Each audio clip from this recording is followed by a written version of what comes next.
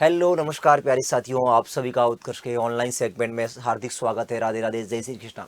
आप सभी को दिवाली की हार्दिक शुभकामनाएं। आशा करता हूं, अपेक्षा करता हूं आप सारे विद्यार्थी स्वस्थ होंगे और अपनी अपनी पढ़ाई में मस्त होंगे।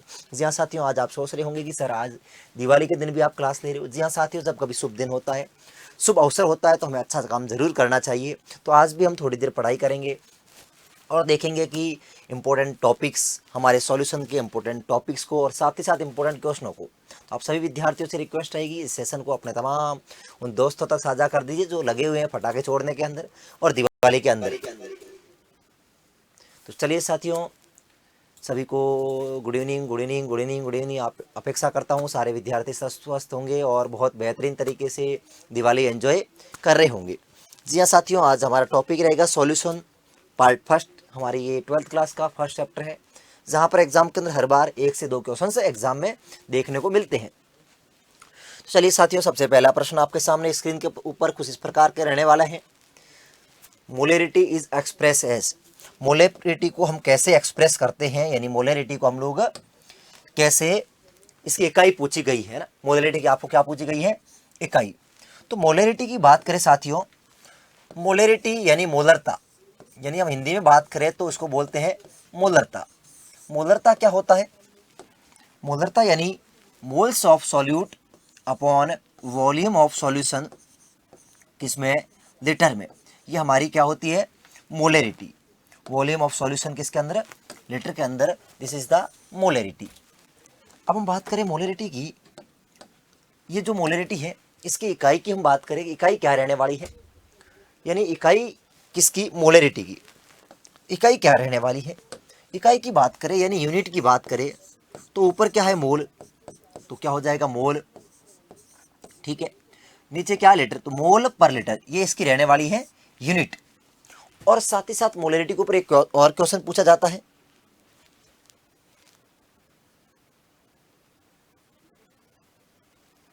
जो मोलरिटी है वो यहाँ पे आयतन आ रहा है, और आयतन हमेशा टेम्परेचर के ऊपर निर्भर करता है। तो साथियों मोलरिटी भी ये टेम्परेचर के ऊपर क्या करेगी? डिपेंडेंट होगी, यानी टेम्परेचर पे निर्भर होगी, या टेम्परेचर डिपेंडेंट है, टेम्परेचर डिपेंडेंट है। ये जो मोलरिटी है, मोल फ्रैक्शन है, मोलभिन है, ये सब सांद्रता को एक्सप्रेस करने की यूनिट है, यानी इकाई है। तो मोलरिटी कुछ इस प्रकार से रहने वाली है, मोल पर लीटर की टर्म में। मोल पर लीटर, आंसर जाएगा बी। ठीक साथियों, जहां पर मैं कंसंट्रेशन टर्म की बात करूं, यानी सांद्रता को एक्सप्रेस करने की अलग अलग इकाइयां हैं। सांद्रता को एक्सप्रेस करने की अलग अलग इकाइयां हैं, जैसे मोलरिटी, मोलिलिटी, मोल फ्रैक्शन, ठीक है, फॉर्मुलिटी या परसेंटेज। तो जहां जहां आयतन आएगा वो ताप के ऊपर निर्भर करेगी, और जहां पे आयतन नहीं आएगा वो ताप पे निर्भर नहीं करेगी। चलिए साथियों, नेक्स्ट क्वेश्चन की ओर बढ़ते हैं। नेक्स्ट क्वेश्चन कुछ इस प्रकार से रहने वाला है। What is the molality of solution having having 18 gram glucose, molecular weight 180, dissolve in 500 gram of water. 500 ग्राम पानी के अंदर घुले हुए 18 ग्राम ग्लूकोज के में घोल की मोललता पूछी गई है। यानी दोस्तों मोलेलिटी वो अलग है, ये मोलेलिटी है। मोलेलिटी को हम स्मॉल एम से रिप्रेजेंट करते हैं। साथियों ये क्या होता है? मोल्स ऑफ सॉल्यूट, विलय के मोल अपॉन अपॉन विलायक का भार किसमें? केजी में। विलायक का भार किसमें? केजी में। मोल्स किसके? विलय के। ध्यान रखना दोस्तों, मैं हमेशा पूरी इस केमिस्ट्री के अंदर ये हम किससे रिप्रेजेंट करेंगे? सॉल्वेंट को, यानी विलायक को, और बी से हम रिप्रेजेंट करेंगे सॉल्यूट को, यानी विलय को, यानी विलय को। और थर्ड हम बात करें, डब्लू हम लगते हैं हमेशा गिवन के लिए, कि गिवन वेट कितना है, दिया गया वेट, यानी गिवन वेट, गिवन वेट, दिया गया भार। और कैपिटल एम होगा मोलर भार, यानी मोलर वेट, मोलर वेट। अब मोल्स कैसे लिखते हैं? मोल्स निकालने का फॉर्मूला क्या होगा, गिवन भार अपॉन मोलर भार। मोल्स कैसे निकालते हैं, यदि भार गिवन है तो गिवन भार अपॉन मोलर भार। एन क्या है, मोल्स, एन क्या है, मोल्स। तो गिवन भार अपॉन मोलर भार, गिवन भार सॉल्यूट का अपॉन मोलर भार, अच्छा 1000 अपॉन वेट ऑफ सॉल्वेंट किसमें, ग्राम में, हम किस में करें, ग्राम में। ये आ जाएगी मोलेलिटी, क्या आ जाएगी, मोलेलिटी। अब साथियों डब्ल्यू बी कितना गिवन है, गिवन वेट कितना है 18 ग्राम, मोलर वेट ग्लूकोज का 180, 1000 upon weight of solvent KG में, तो ये हो गया 2 और ये हो गया 10, यानी कितना हो गया 0.2 m। तो मोललता जो रहने वाली है वो 0.2 m रहने वाली है। बात करें जो मोललता है वो 0.2 m रहने वाली है, आंसर जाएगा बी। तो इस प्रकार से ऐसे क्वेश्चनों को हम लोग सॉल्व करते हैं। तो चलिए साथियों नेक्स्ट क्वेश्चन की ओर बढ़ते हैं। नेक्स्ट क्वेश्चन इस प्रकार से है, the number of molecules in approximate 2 gram of ammonia. साथियों हमेशा ध्यान रखना मोल्स कैसे निकालते हैं। मोल्स निकालने का फॉर्मूला, मोल्स को एन से रिप्रेजेंट करते हैं, गिवन भार अपॉन मोलर भार। यह है मोल्स निकालने का फॉर्मूला पहला। तो मोल्स कैसे आगे, गिवन भार आपको गिवन है 4.25, मोलर भार अमोनिया का कितना होगा, अमोनिया के मोलर भार की बात करें NH3 की, तो नाइट्रोजन का कितना रहने वाला है, नाइट्रोजन का कितना है 14 और हाइड्रोजन का 3, कितना आ गया 17। यहां पुट करें हम लोग तो 17, ये कैंसिल हो गया 1/4 से, 1/4 मोल से। अब मोल्स हमारे पास आ गए और मोल से हमें क्या निकालना है, मोलिक्यूल्स। तो मोलिक्यूल्स कैसे निकालते हैं, यानी अणुओं की संख्या मोल से कैसे निकालते हैं, तो moles into Na, moles into Na, और मोल्स क्या है 0.4 अपॉन Na, 6 × 10⁻23। ये कट होगा तो 1.5 × 10⁻23, यानी आंसर क्या जाएगा बी, आंसर क्या जाएगा बी। तो इस बात का भी आपको विशेष करके ध्यान रखना है कि मोल्स कैसे ज्ञात किए हैं मैंने, किस प्रकार से मोल से मॉलिक्यूल्स निकाले हैं, ये भी आपको ध्यान में रखना है। और यदि कभी आपको एग्जाम में आपको ये पूछ जाए a number of atom, number of atom यानी परमाणुओं की संख्या, परमाणुओं की संख्या निकालनी हो तो हम करते हैं moles into Na into atomicity, atomicity. इस प्रकार से हम इसको कैलकुलेट कर सकते हैं। तो चलिए दोस्तों, आशा करता हूँ, अपेक्षा करता हूँ आप लोग समझ पा रहे होंगे। नेक्स्ट है साथियों, हमारे पास कोई सॉल्यूशन गिवन है, कोई क्या है सॉल्यूशन गिवन है। प्रश्न क्या है, इफ यदि 1 m और 2.5 लीटर NaOH घोल को दूसरे 0.5 ओम और 3 लीटर NaOH के घोल के साथ मिलाया जाता है तो परिणाम स्वरूप मोलरता होगी। If 1 m 2.5 litre NaOH solution को mix with another 0.5 m and 3 litre solution, then the molarity of resulting solution. यानी ये मिक्सिंग का केस है, हम लोग क्या कर रहे हैं, मिक्स कर रहे हैं।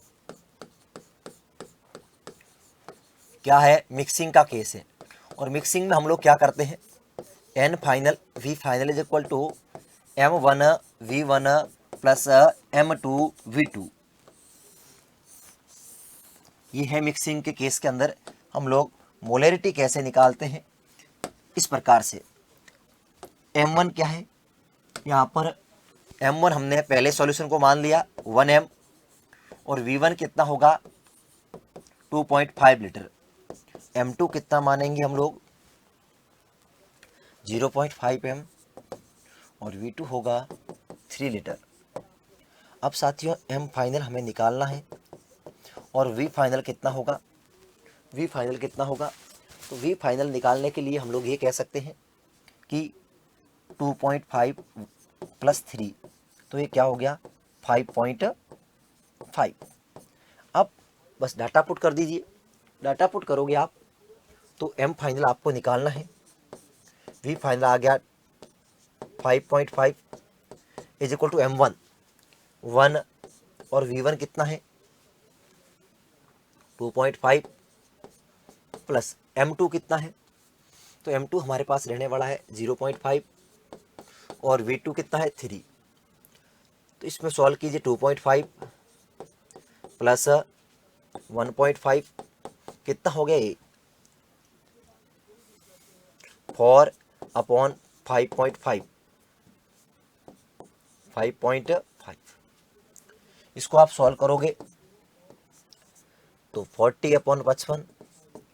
यदि ये 5 होता, यदि ये 5 होता तो 8 बार जाता है 5.5 पे, तो 0.7 के आसपास आएगा। आंसर क्या आ जाएगा बी।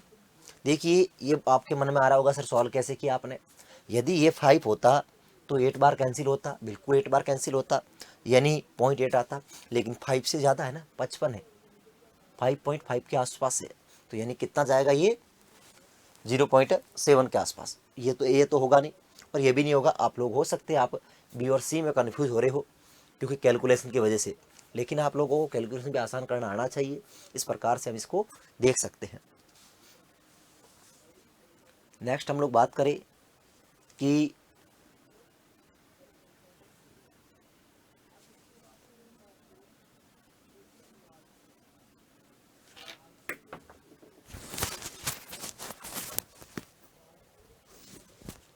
नेक्स्ट क्वेश्चन की, ये रहा आपके सामने नेक्स्ट क्वेश्चन इस प्रकार से है।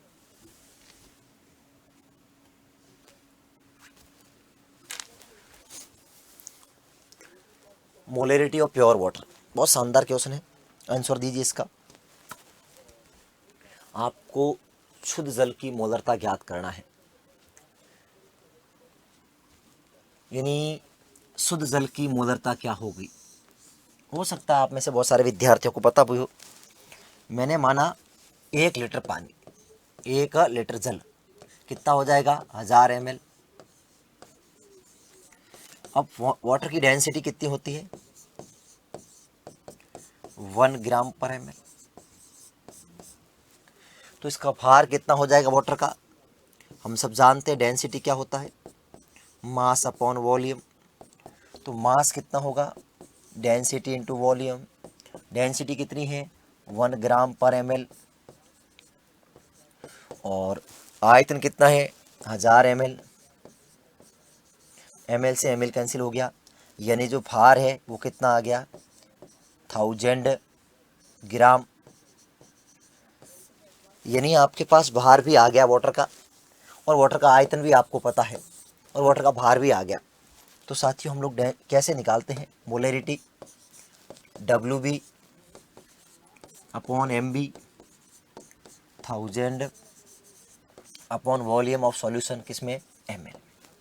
WB क्या है गिवन भार, कितना आ गया वाटर का 1000, मोलर भार कितना हो गया 18,000 अपॉन वॉल्यूम। वॉल्यूम कितना आया, हमने 1000 ml ही लिया है ना, 1000 ml ही है, तो ये कैंसिल होगा इससे, यानी 1000 अपॉन 80 कितनी बार कट गया ये 18 18 18 से 18 पौन न्यू है ना, 10 बस के 1 0 18 पौन न्यू, तो आपके पास 55.5 आ गया, 55.5 अच्छा के आसपास आ गया। यानी आप इस प्रकार इसको सॉल्व कर सकते हो 55.5। आंसर क्या जाएगा, यानी आंसर जाएगा आपके पास 55.5। वैसे 90% बच्चों को इसकी जो मोलरता है वो याद रहती है, डायरेक्ट फॉर्मूले के बेसिस पे भी आप इसको डायरेक्ट याद कर सकते हो कि क्या रहने वाली है। ठीक है, क्या रहने वाली है। चलिए नेक्स्ट क्वेश्चन की ओर बढ़ते हैं हम लोग। ये रहा आपके सामने प्रश्न। चलिए,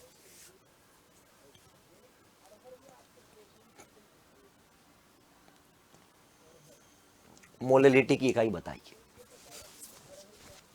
यूनिट ऑफ मोलैलिटी, मोलैलिटी की इकाई बताइए। तो मोलैलिटी क्या होता है? मोलैलिटी क्या है? मोल सॉल्यूट के अपॉन वेट सॉल्वेंट का किसमें? केजी में।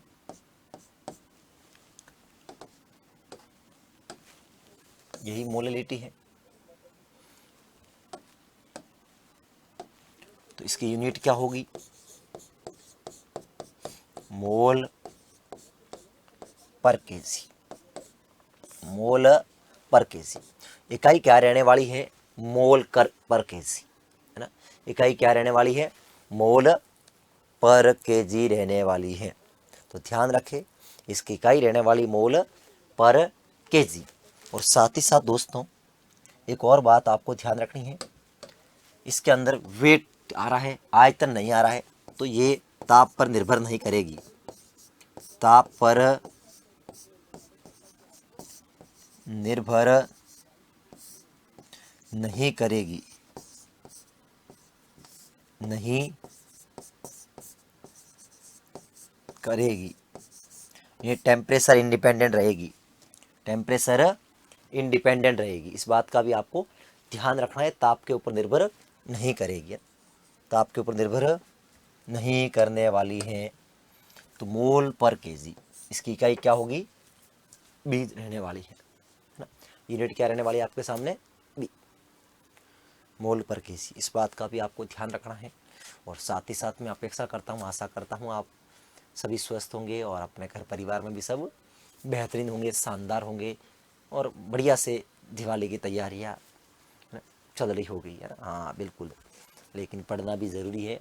तो थोड़ा बहुत समय निकाल के बिल्कुल दिवाली को एंजॉय करना है आपको, क्योंकि ये त्यौहार है, ये खुशियों का त्यौहार है। तो अपन परिवार के साथ, दोस्तों के साथ, मित्रों के साथ खुशियाँ सेलिब्रेट कीजिए।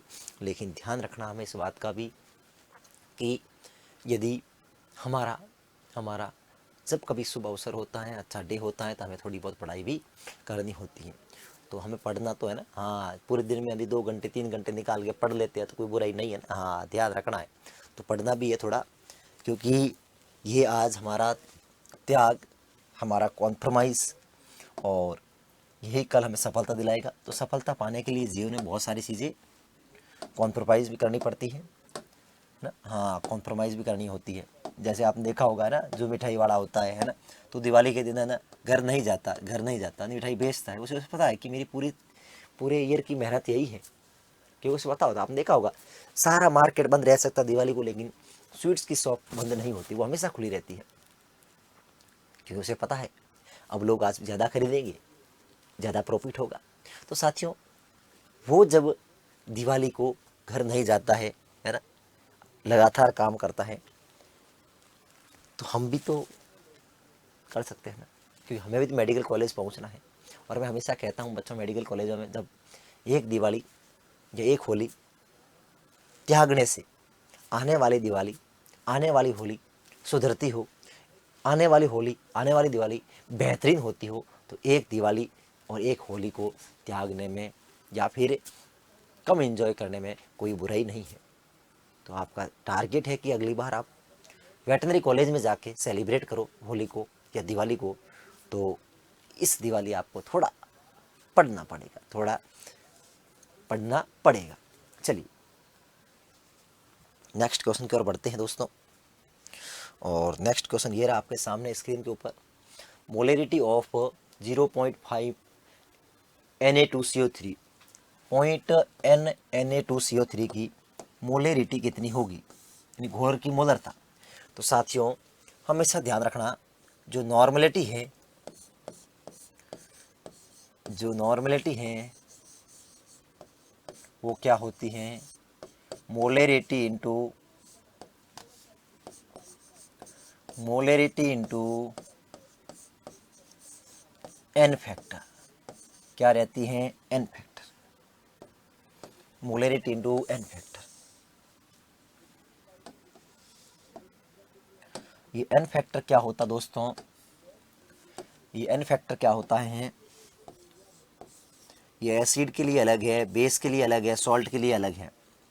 अम्ल के लिए मैं बात करूं या बेस के लिए बात करूं और या फिर सॉल्ट के लिए बात करूं,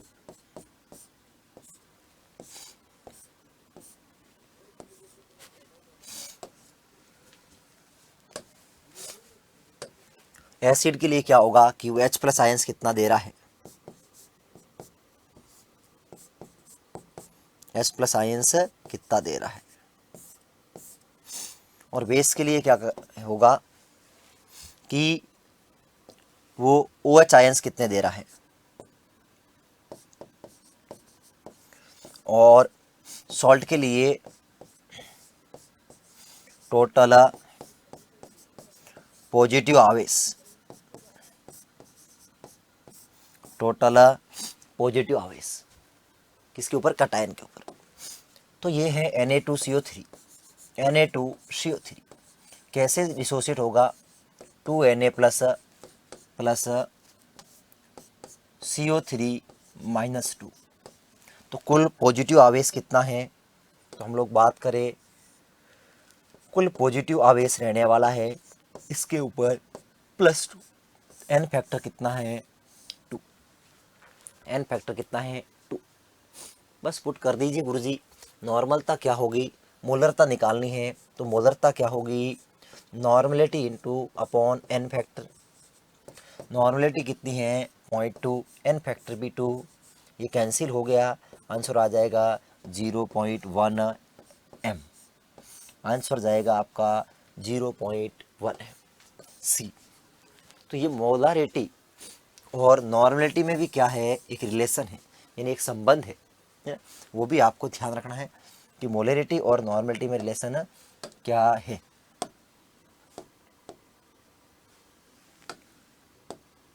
ठीक है, ध्यान रखना इस बात का, इसमें किसी को डाउट। और साथ ही साथ दोस्तों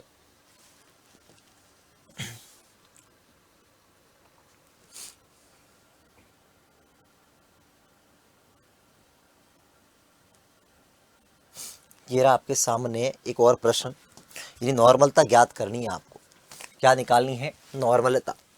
नॉर्मलता कैसे निकालते हैं, मैंने अभी अभी बोला आपको कि मोलरता इंटू एन फैक्टर, मोलरता इंटू एन फैक्टर।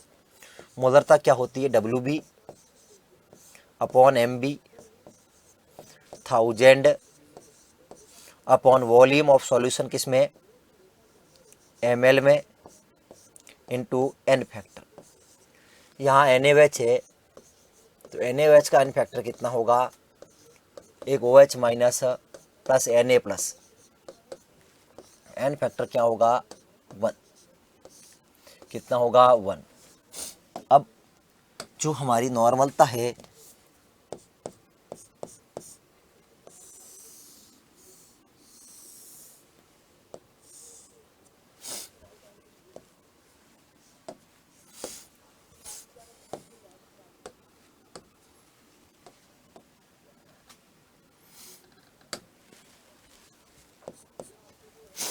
ठीक है, WB कितना गिवन है आपको निकालना है, नॉर्मलता कितनी है। अच्छा, एक और centimetre cube, centimetre cube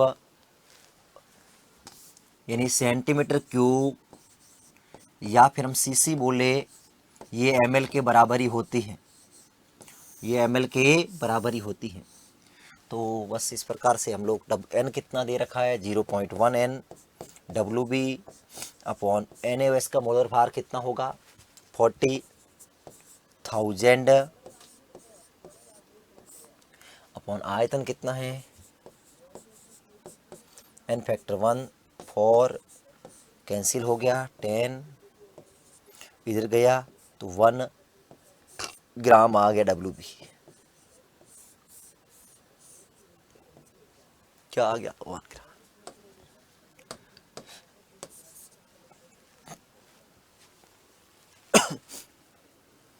answer रहने वाला बी। अब साथियों ठीक इसी प्रकार उत्कर्ष परिवार पे चल रहा है। ये एक नेक्स्ट आपके पास ये प्रश्न कि what is the normality. Normality क्या होता है?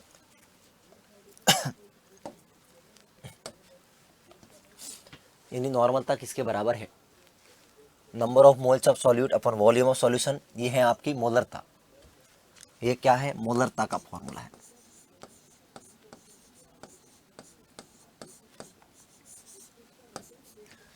दूसरा है number of gram equivalent of solute upon volume of solution. ये क्या है? Normality.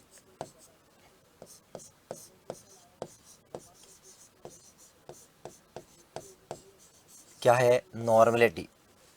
Number of moles of solute upon weight of solvent, molality.